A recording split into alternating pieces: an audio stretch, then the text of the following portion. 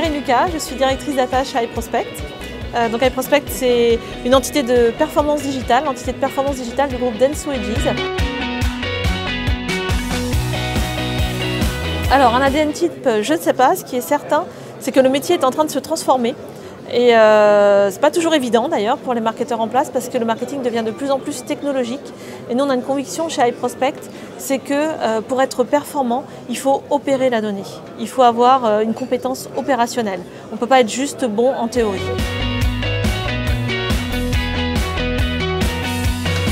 Alors il y a des secteurs, c'est vrai, qui sont pour moi plus matures que les autres, notamment je pense dans la finance. Nous, ce qu'on constate en tout cas sur nos clients, parce que je pense que ce sont des entreprises qui ont déjà des compétences de data mining et donc qui ont un pas d'avance, qui ont déjà une maîtrise de l'analyse des parcours clients, qui ont déjà des équipes entières de data miners pour faire la segmentation des clients. Donc voilà, c'est peut-être un petit peu plus simple pour eux. Mais quoi qu'il en soit, tous secteurs confondus, on a lancé une étude l'année dernière en partenariat avec les Échos. Ce que je peux vous dire, c'est que tout secteur d'activité confondu et toute taille d'entreprise confondue, ce qui est intéressant aussi, toutes les entreprises envisagent un changement à plus ou moins long terme, entre 6 mois et 12 mois. Je pense que si elle n'a pas été entamée aujourd'hui, c'est qu'il y a quelques freins.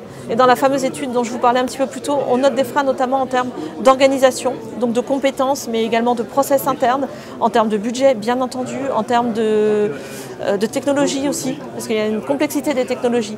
Le seul message que je veux faire passer ici, c'est qu'on peut démarrer facilement. Une stratégie data, ce n'est pas des stratégies qui s'opèrent à court terme, ce sont des projets qui sont structurants pour les entreprises. Donc il faut avoir une vision cible, mais on peut démarrer rapidement avec des quick wins qui s'inscrivent dans cette vision cible. Donc voilà, donc n'hésitez pas à démarrer, faites-vous accompagner et tout se passera bien. Le succès de la performance, que ce soit brand performance ou performance à proprement parler en général, c'est d'avoir un objectif.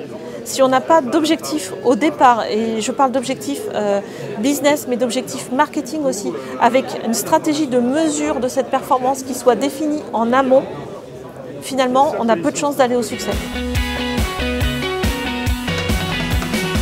Moi, je trouve que c'est extrêmement enthousiasmant parce que les sujets sont passionnants.